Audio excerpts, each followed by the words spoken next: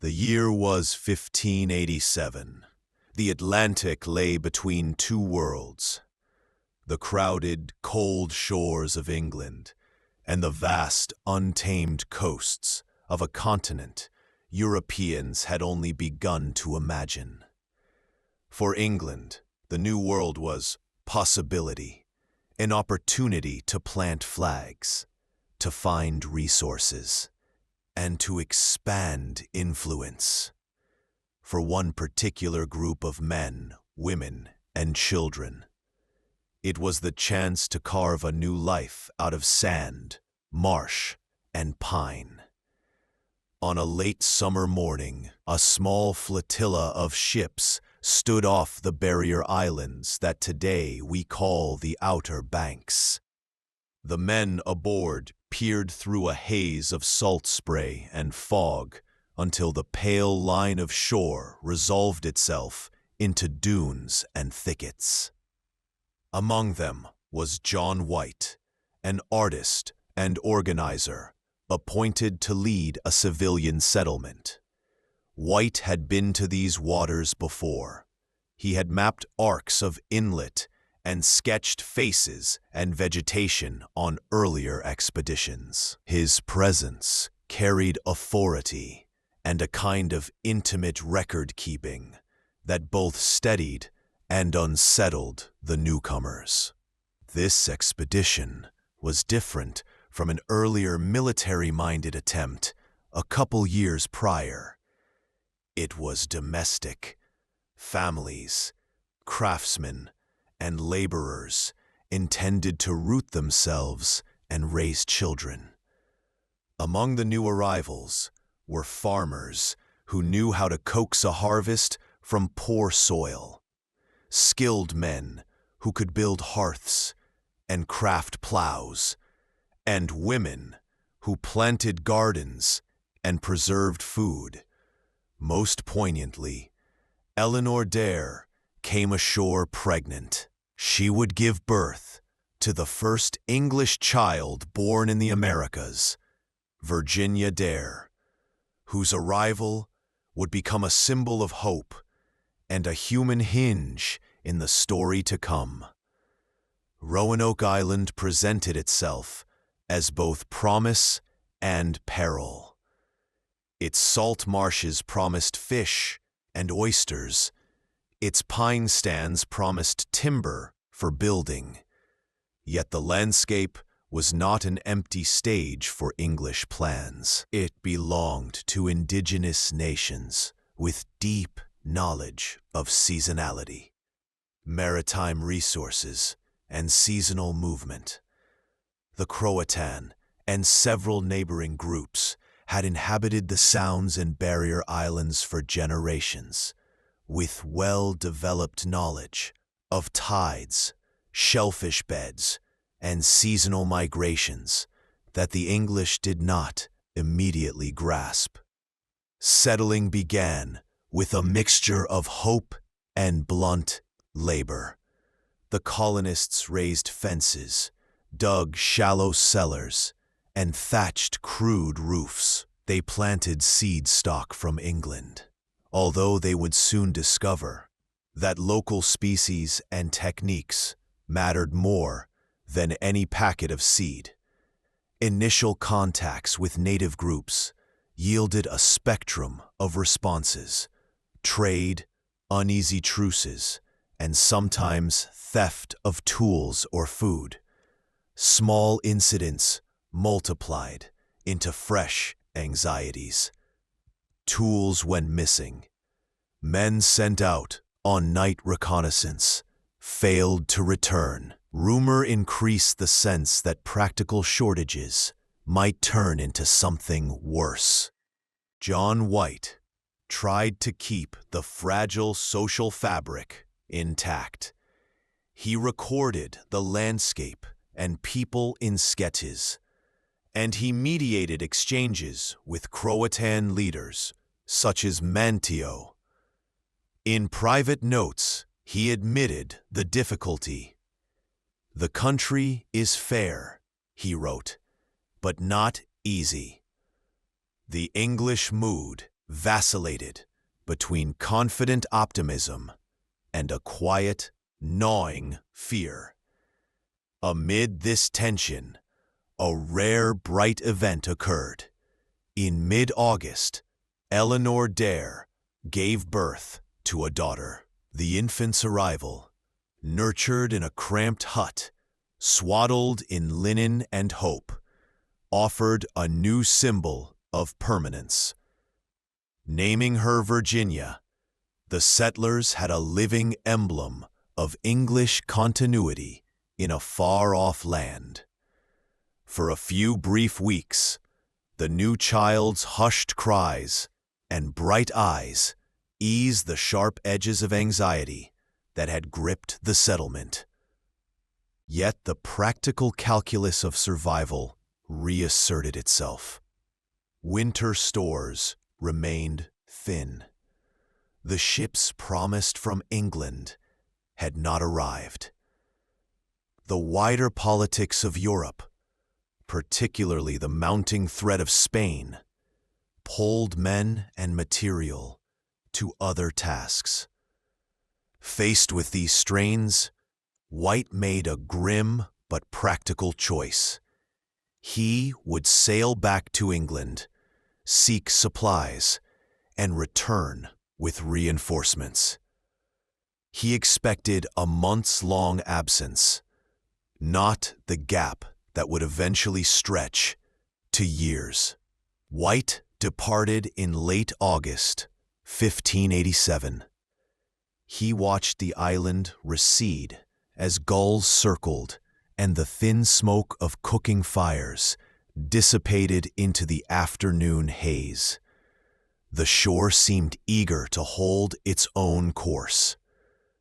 "Be of good comfort," he wrote in his journal, "for we shall have none idle, but shall perform our duties with vigor." He did not know that the currents of European politics would rearrange his hopes. England's response to the Spanish threat in 1588 changed everything. Vessels were seized for defense. Mariners were enlisted. Timber and rope were diverted to the Armada's needs. White's appeals to fit a fast vessel to the task of returning to Roanoke met with repeated delays. Ports prioritized their own survival and that of the Crown over a distant plantation that had yet to prove profitable. 3 years slid by. During this time, the colonists at Roanoke improvised, traded, and adjusted to local rhythms. They moved where they needed to move, negotiated, sometimes argued with neighbors, and managed as communities do when authority is far away. But the strain of uncertain resupply, the loss of tools and men, and the threats of weather and disease left them vulnerable. When White finally returned in August of 1590, his boat nosed through familiar sounds and marshes into a landscape softened by time. The palisades of the fort still stood, but the settlement was empty. Pots lay where they had been left. Hearths were cold. Chests and planks lay undisturbed. There were no bodies, no signs of a slaying, no overturned chairs, no blood on thresholds. There was only absence. The most precise and telling mark was carved into a post, Croatoan. The letters were deliberate, speaking of a name and possibly a destination. Nearby, carved with lesser clarity, were the letters CRO. White interpreted this as a possible directional clue toward Croatoan Island, home to Manteo and his people. one of the natives who had earlier befriended and negotiated with the English. He sought to continue the search by sea, but encountered a violent storm and supply constraints. The captain of the returning vessel feared for the crew and cargo and refused a risky voyage to Croatoan. White left the island, with that single carved word burning like a question in his chest. He returned to England, convinced the colony had been moved or had chosen refuge, but he could not prove it. His inability to rescue his family and community would haunt his final days and seed centuries of speculation. The human texture of Roanoke was in its small motions. An elder teaching a child how to split cordage, a husband and wife arguing over how to salt fish, a seamstress turning English wool into a rough cloak that might keep out a Carolina winter. Among those who worked and prayed were artisans whose trades belonged to a slower tempo. Coopers shaping barrels, smiths hammering nails, women preserving fruit with sugar or smoke. Every hand, every daily chore became part of a fragile economic organism. Cultural misunderstandings complicated practical ones. English assumptions about property, sowing fields in straight furrows, and permanent homesteads clashed with indigenous patterns of rotational use of land and seasonal movement. In the English frame, a fence and a sign direct ownership. In the native frame, usage rhythms and reciprocal obligations orient stewardship. In the space between these logics, small conflicts festered. A field taken for a new garden was once a seasonal hunting ground. A stored cache of grain could be perceived as appropriation by neighbors who had always regarded it as shared bounty during hard months. Religion also shaped the colony's psychology. The colonists believed they carried English civilization and Protestant faith to a wider world. Sermons and reading of Scripture were meant to steady heads and unify labor. Yet prayer could only take a group so far when faced with hungry mouths and damp seed. Fear sometimes wrapped itself in pious language, Bible passages invoked against perceived threats, or the conviction that providence would either reward the faithful or damn the errant. Weather, meanwhile, remained a constant variable. The Outer Banks exist on the edge of oceanic weather patterns, sudden squalls, and long windless stretches where supplies hot in one season cool in another. The colonists' observation of star positions, tide marks, and cloud patterns were practical knowledges, but they were also practices with a learning curve measured in months and years. Learning curves, many of them did not have time to master. Children played in the interstices. They chased crabs along the shell banks, their bare feet leaving prints that would later be erased by tide. A child's voice could cut across worry. A small hand could reach for food out of hunger. These domestic scenes illuminate a human core at the center of an imperial puzzle. People trying to be human in an environment that required adaptations their institutions did not teach. When White departed, he left behind these lives, some fragile and new, some resilient from previous English attempts, all threaded into native networks already present on the island. His carved clues, sketches, notes, and his eventual carved word that would haunt the record stand as the only tangible bridge between documented English presence and the blank space that followed. In the absence of complete records, the human details become especially valuable.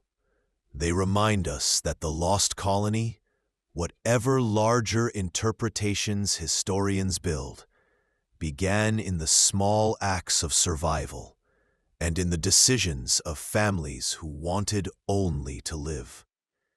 John White's departure marked the last confirmed heartbeat of Roanoke as an English settlement. Once the sails disappeared over the horizon, the island seemed to exhale and fall back into its natural rhythm. The hum of cicadas, the crash of distant surf, and the whisper of wind through pines. What remained were 115 souls, bound together by fragile hope and a shared uncertainty that stretched like the ocean itself. At first, they continued as before. The routines of daily life, the grinding of corn, the mending of nets, the tending of fire, gave shape to days that otherwise threatened to blur into worry. They spoke often of White's return, calculating weeks on their crude calendar sticks, reassuring one another that ships would reappear by autumn. But as weeks turned to months, reassurance began to sound like prayer. Autumn arrived with storms. Fierce Atlantic winds lashed the coast, flattening the small gardens and scattering stored grain. The salt spray penetrated everything: clothes, food, lungs. The settlers learned quickly that the Carolina coast could turn from calm to chaos in the space of an afternoon. Some began to speak of relocating inland, to where the trees might offer protection and the soil might yield better crops. Others argued they should stay, fearing White would return and find them gone. Then came hunger. Their provisions, packed with such care in England, were not meant for long-term survival. The salted meat spoiled faster than expected, the grain mildewed in the humid air. Wild game became scarce as cold weather settled in. Even fish were harder to catch. Storms churned the shallow waters, driving them away. The colonists turned to the surrounding forest and to their indigenous neighbors. Manteo, the Croatan leader who had allied with White, had promised them aid if they respected the land and its people. For a time, that fragile peace held. They traded beads and tools for corn and fish.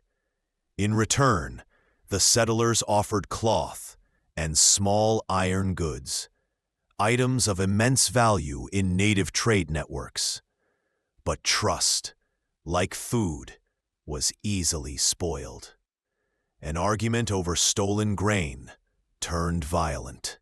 One night, a group of Englishmen followed footprints they believed led to a Croatan camp. Shots were fired. Men were wounded. The next morning, the colonists awoke to find their fishing traps destroyed and smoke rising from the horizon. The tenuous line between survival and hostility had been crossed. By December, the settlement had changed. Fear replaced order. Some families packed their meager belongings and fled into the woods. Others fortified their huts, posting night watches, as if guarding a fortress that no one was attacking. The laughter of children faded. Even the baby Virginia Dare grew quiet, as if the very air had thickened. Still, the settlers held to small rituals of civilization. Every Sunday, they gathered near the center of the village, reading from the Bible, singing softly so as not to draw unwanted attention.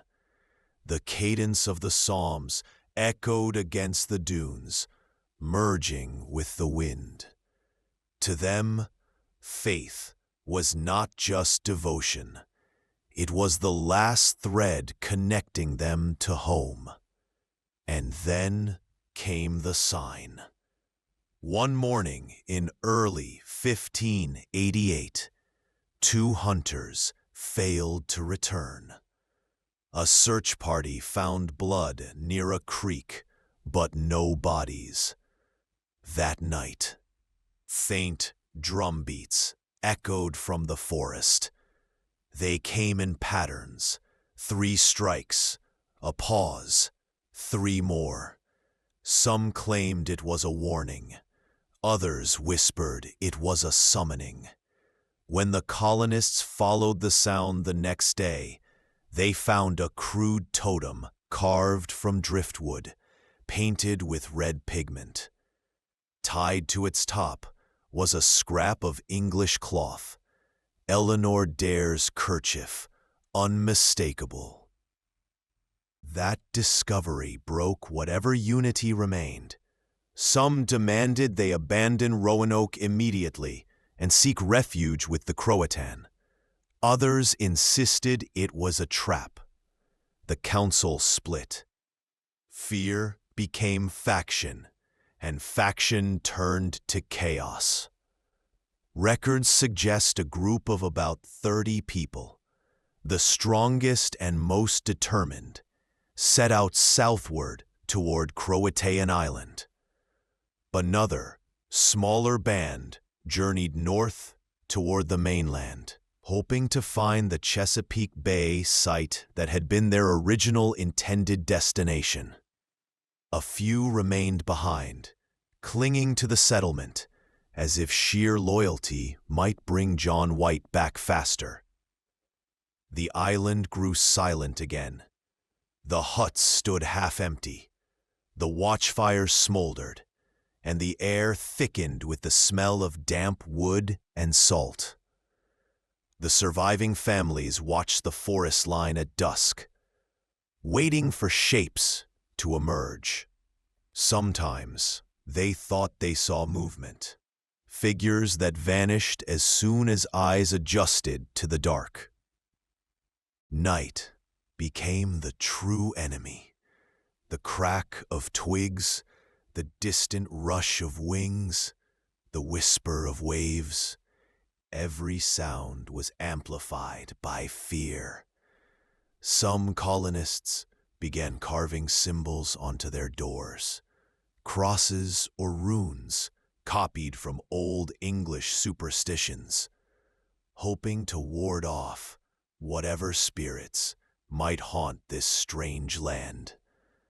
By spring, the settlement was reduced to less than half its original population. The rest had vanished into the trees, into the dunes, or into stories that would never be told. Those who remained faced another decision: to stay and die, or to move and risk never being found. Eleanor Dare, her infant now nearly a year old, made her choice. She gathered what little she could carry and followed a group toward the interior, away from the sea's endless roar.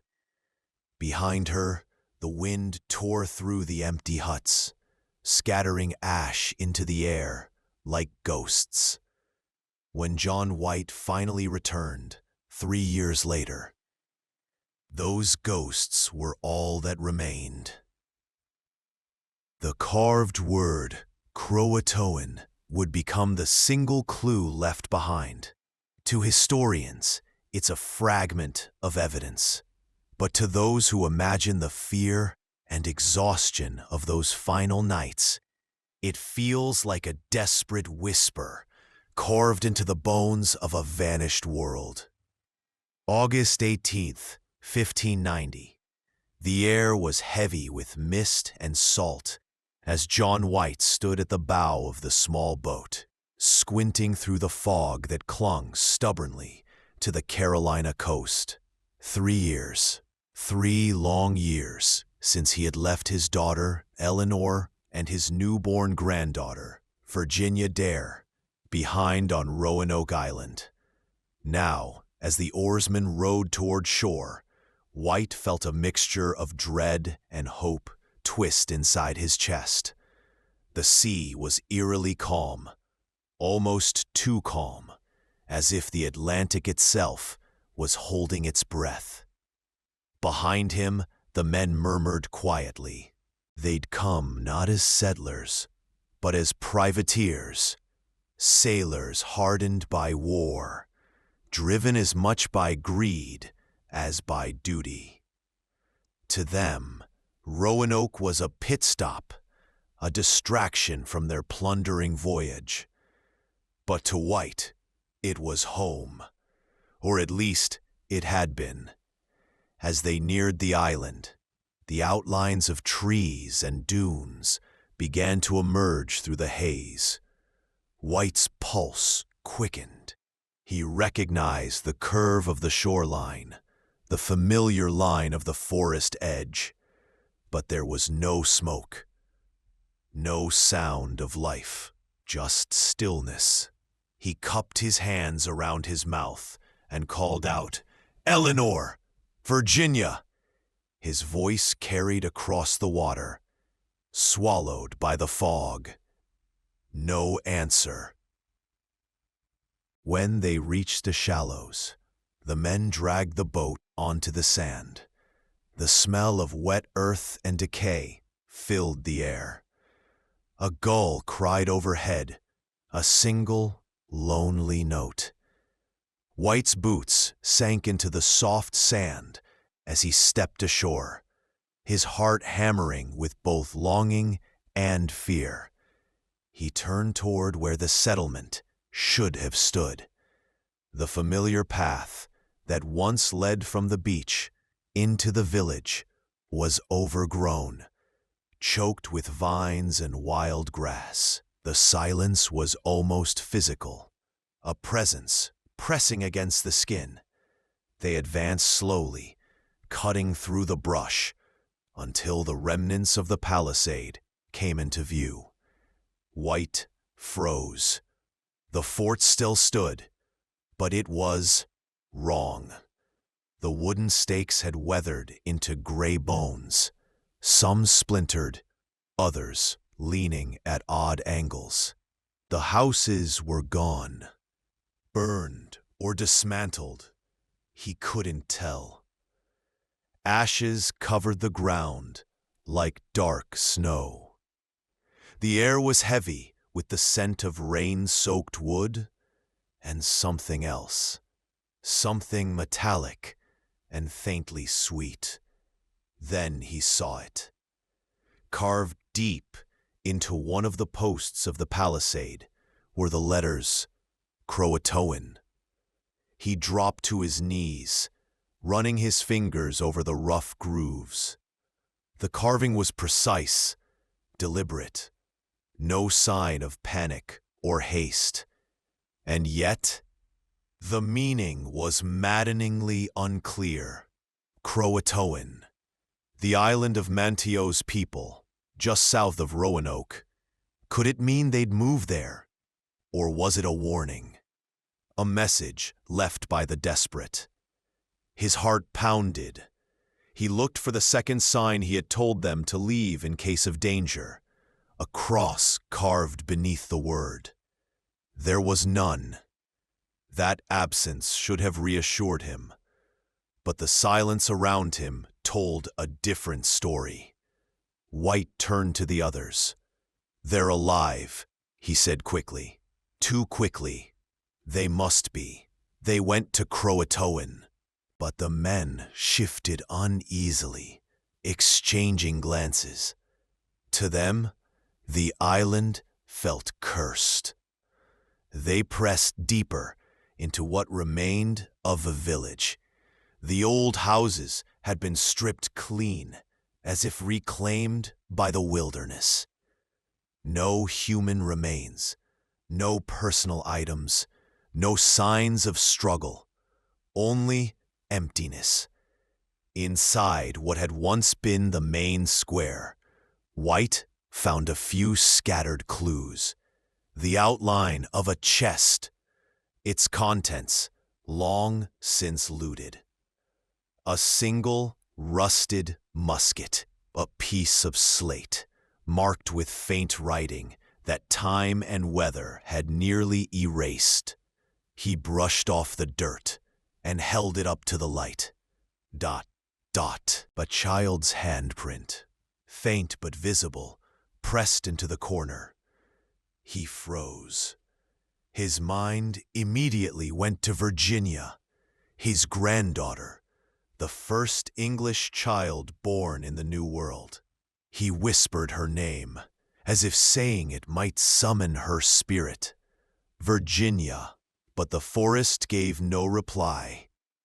White and his men spent hours searching the ruins, calling out, examining footprints long since filled with sand and rain. Every so often, he thought he saw movement, a shadow between the trees, a flicker of color. But when he turned, there was nothing. The deeper they went, the more unsettling the island felt. The air grew thicker, heavier. The usual hum of insects had vanished. Even the birds were silent. By dusk, the sky turned the color of old blood. White stood on the beach once more, staring out at the sea. The letters Croatoan burned into his mind like a brand. His men urged him to leave. They feared the coming storm, the strange stillness, the feeling of being watched. Reluctantly, White agreed. "We'll go to Croatoan tomorrow," he said. "We'll find them there." But fate had other plans. That night, a violent storm slammed into the coast. Rain lashed the ship, lightning shattered the horizon, and the wind howled like a wounded beast. The anchors tore loose, forcing them to retreat to deeper waters. White watched helplessly from the deck as Roanoke disappeared into the storm's veil once more. When dawn came, the island was gone from sight. They tried to return again and again, but the seas turned against them, each attempt thwarted by weather, by damaged rigging, by dwindling supplies. The sailors muttered of curses, of restless spirits guarding secrets best left untouched. Finally, with heavy heart, John White gave up. The ship turned east, bound for England. As the coastline faded, he stood silently at the stern, eyes fixed on the horizon. Somewhere behind that line of gray mist lay the bones of his lost colony, his daughter, his granddaughter, and the mystery that would haunt the world for centuries. When White reached England, he was a changed man. He spoke little, and when he did, it was only to repeat the same word: Croatoan. No one ever saw the colonists again. The waves of Roanoke never stopped whispering. Centuries passed, yet the mystery refused to fade. It lingered in tavern tales, in dusty university archives, in the campfire stories of the Outer Banks, a ghost story wearing the clothes of history. ... When John White vanished from record, so too did any official search for the colonists. The world turned. Wars were fought. Empires rose and fell. And still the fate of those 115 souls remained unspoken. A wound beneath the skin of the New World. But by the 19th century, curiosity had begun to stir again. The rediscovery. In the 1830s, American historians began revisiting the Roanoke story. What had started as a colonial footnote now gleamed with mythic weight. They found White's maps, his journals, and his haunting final entry. We found the word Croatoan carved upon a post. Those 6 words reawakened a national obsession. Researchers pored over the surviving letters and navigational charts. They noted the island's shifting geography, the storms that could have erased evidence, and the uncanny silence that followed. How could an entire colony disappear without leaving a single trace of death? The first major theory came from ethnographers who believed the colonists had assimilated with the local Croatan tribe. Linguistic studies of native dialects revealed curious English loanwords, and among the descendants of the Croatan, later known as the Lumbee people, some families bore names that matched those of the vanished colonists. Was it possible that Eleanor Dare and her child had survived, not by dying, but by becoming something new? The bloodline theory. By the early 20th century, the idea of lost English bloodlines had taken hold. In 1937, an anthropologist named Frederick Koch claimed that light-skinned, gray-eyed families in coastal North Carolina were living proof of English ancestry. Interviews and genealogies were compiled, linking names like Dare, Cooper, and Sampson to Roanoke's missing settlers. But proof remained elusive. DNA testing was still decades away, and records were unreliable at best. Some scientists dismissed it as wishful thinking, the romantic fantasy of a nation desperate to find a beginning that wasn't soaked in tragedy. And yet, the idea persisted. In 1939, just as the world braced for another war, a farmer near Edenton, North Carolina, stumbled upon a strange stone covered in Elizabethan-style writing. The inscription claimed to be from Eleanor Dare herself, describing the colony's suffering, her husband's death, and the death of her daughter, Virginia. The Dare stones, as they came to be known, caused a sensation. Newspapers called it the greatest archaeological discovery in American history. For a brief, glittering moment, the mystery of Roanoke seemed solved. But soon, cracks appeared. Experts questioned the language, the spelling, the stone's suspiciously convenient discovery. Within a few years, the Dare stones were branded a hoax, a publicity stunt, perhaps, or the work of a skilled forger. Still, the image of Eleanor Dare, grieving, alone, her words etched in stone, refused to die. It became part of the myth itself. Shadows in the trees. As the 20th century deepened, a new kind of investigator took interest in Roanoke, the paranormal researcher.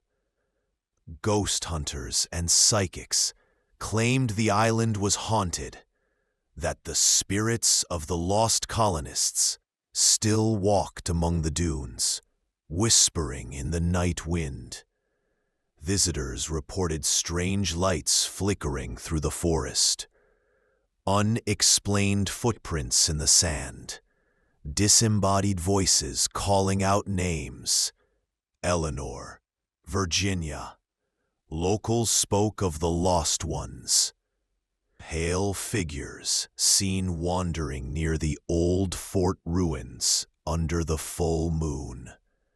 They said the sea itself was cursed, that every shipwreck near Roanoke was the colony taking revenge on those who disturbed its rest.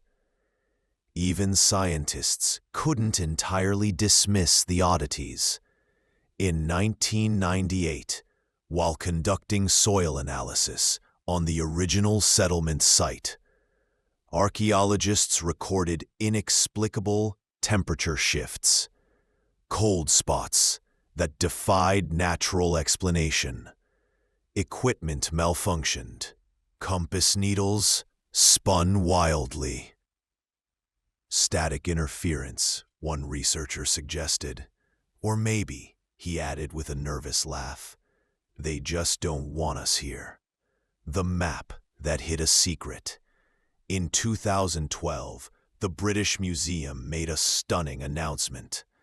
Under infrared light, curators discovered that John White's original 16th century map, the one he used to plan the Roanoke voyage, contained a hidden mark, a small, four-pointed symbol concealed beneath a patch of paper. The symbol lay precisely over the mouth of the Chowan River, near a place called Site X, roughly 50 miles inland.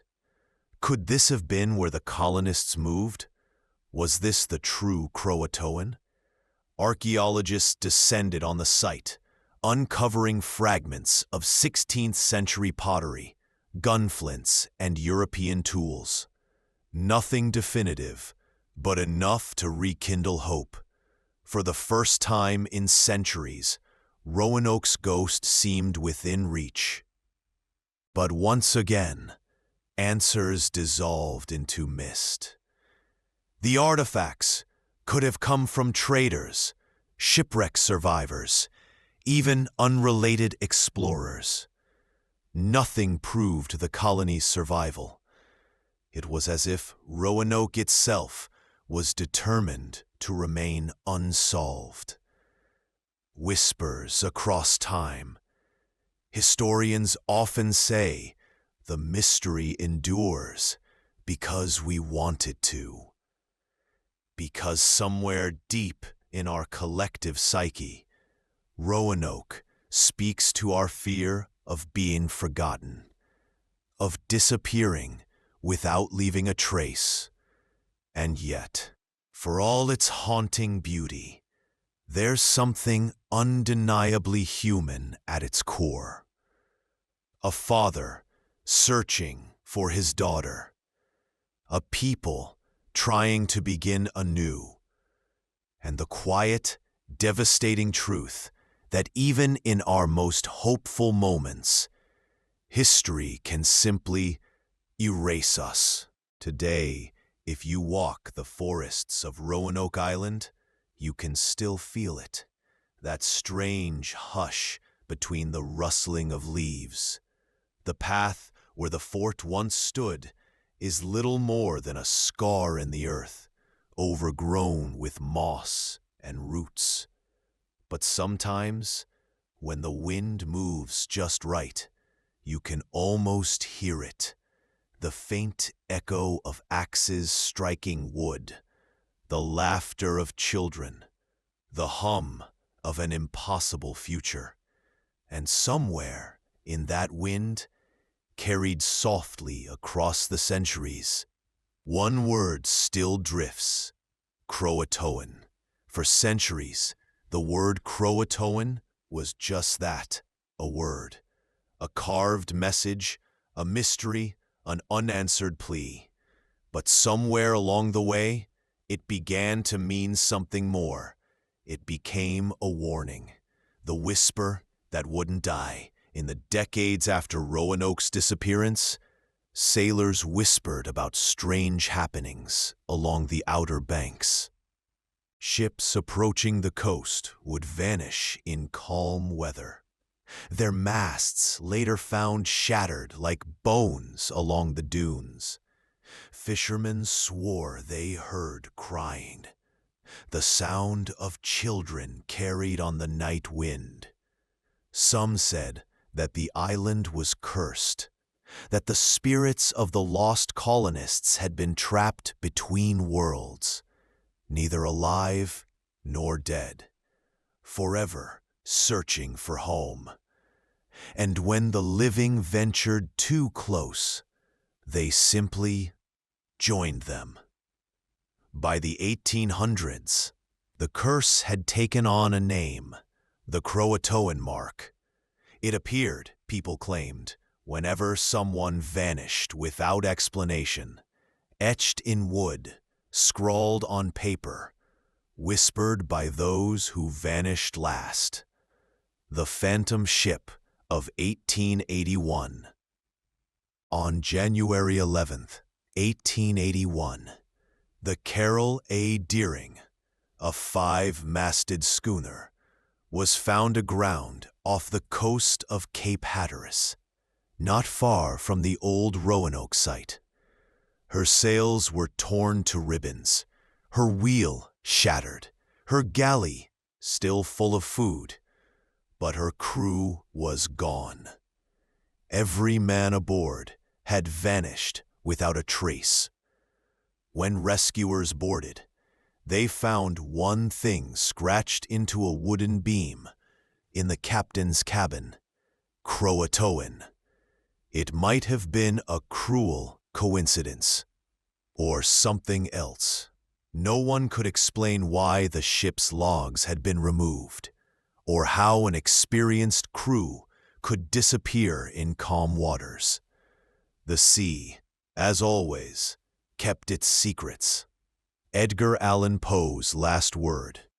In 1849, long before the Deering's disappearance, America's dark poet Edgar Allan Poe lay dying in a Baltimore hospital. He had been found delirious on the streets, wearing clothes that weren't his own.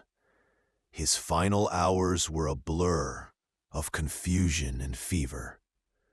According to one nurse's account, just before he died, Poe whispered a single word: Croatoan. The same word carved on the lost colony's gate 3 centuries earlier. Historians dismissed it as myth, a story invented to deepen his Gothic legend. But the rumor persisted, whispered in every retelling of Poe's strange death. Was the father of American horror calling out to Roanoke's ghosts? The vanishing of Ambrose Bierce? Decades later, another writer followed the same path. In 1913, Ambrose Bierce, the author of An Occurrence at Owl Creek Bridge and America's great chronicler of death, vanished while traveling through Mexico. His last letter to a friend ended cryptically: "As to me, I leave here tomorrow for an unknown destination." When his belongings were recovered from a remote village months later, one item stood out: a small notebook with a single word written inside: Croatoan. No one ever found Bierce's body. The Lost Flight. On December 17th, 1937, famed aviator Amelia Earhart took off from Papua New Guinea, attempting to circumnavigate the globe. She never returned. Her disappearance became one of the greatest mysteries in aviation history. But here's where it gets strange. When researchers searched her personal effects years later, a leather suitcase from her Los Angeles home bore a single marking inside the flap. Croatoan. Coincidence? Or something darker? The hotel room. In 1939, another eerie connection surfaced. In Louisiana, a notorious stage magician named Robert Carlyle was found dead in his hotel room. The scene was bizarre. Furniture overturned, symbols drawn on the mirror, and on the final page of his diary, one word written in trembling hand: Croatoan. Police dismissed it as madness, but paranormal historians weren't so sure. They began to wonder if the word itself had become a kind of sigil, a doorway, a curse that called across centuries. The Croatoan Bridge, even into the modern era, the mark refused to die. In 1971, a bridge near Roanoke Island collapsed during a routine maintenance operation. No lives were lost, but carved into one of the recovered support beams, unseen until after the disaster, were the fate-weathered letters: Croatoan. To the locals, it was a message. The island, they said, was reminding the world, don't forget us. A pattern of the vanished historians, of course, offer rational explanations. Shared folklore. Coincidence. But skeptics can't explain how a single word from 1587 keeps reappearing across centuries, tied again and again to loss, to disappearance, to death.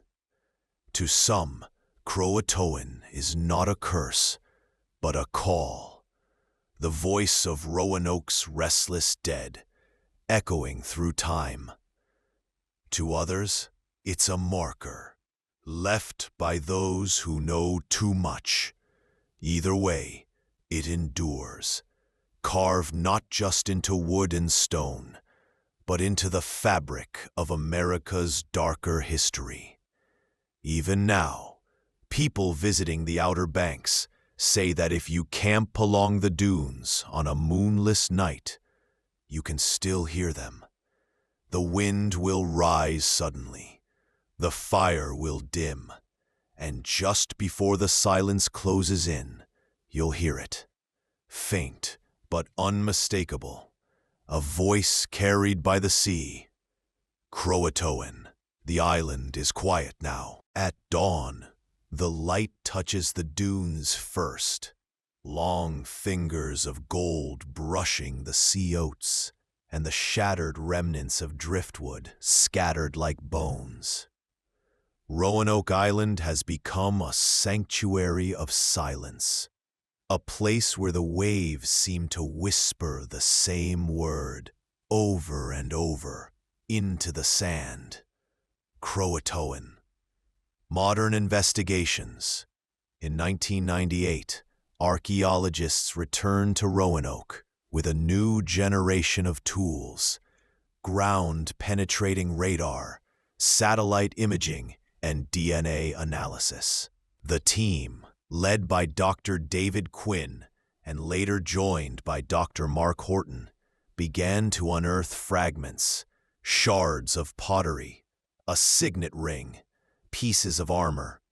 Some of these artifacts matched the material used by English settlers in the late 1500s. Nearby, on Hatteras Island, the place once known as Croatoan, they discovered something extraordinary.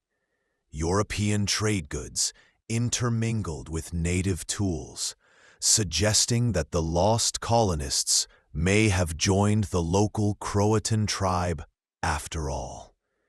At first, the finding brought hope. Maybe the colonists hadn't perished in fire or starvation, but survived, blending into a new world. But the deeper they dug, the more unsettling it became. Buried beneath layers of sand and time were human remains, not neatly buried, but scattered, charred, as if something violent had occurred long after the settlement disappeared. And among those remains, a single wooden fragment was found, blackened by age, with faint lettering still visible under the microscope. Atoan. The rest of the word had been lost to rot, but everyone knew what it once said. 2. The Lost Voices. In 2013, researchers at the University of Bristol performed a spectral analysis of the Roanoke site's ambient sound patterns. They discovered infrasound frequencies, tones so low they're below the threshold of human hearing, resonating through the dunes. Some claimed it was just the wind. Others weren't so sure. The recordings, when amplified, revealed what sounded like rhythmic patterns, almost like syllables. When translated into waveforms, they formed a curious pattern resembling letters. C-R-O-A, toe. The scientists dismissed it as pareidolia, the human tendency to find meaning in randomness. But among paranormal researchers, it became a new chapter in the legend. The island is still speaking. 3. The Haunting of Manteo. Locals in Manteo, the nearest town, tell stories even now. They say that sometimes, when fog rolls off the sound late at night, figures appear along the waterline, shapes of men and women in tattered clothing, standing silently before fading back into mist. Fishermen who venture too close claim to hear children laughing softly behind them, and when they turn, the beach is empty. In 2007, a family visiting from Georgia reported a strange experience while camping near the Fort Raleigh site. Their young daughter vanished for almost an hour in the woods. When searchers found her, she was barefoot, staring at the ground, whispering one word over and over: Croatoan. She was only 6 years old. She had never heard the story before. The curses return.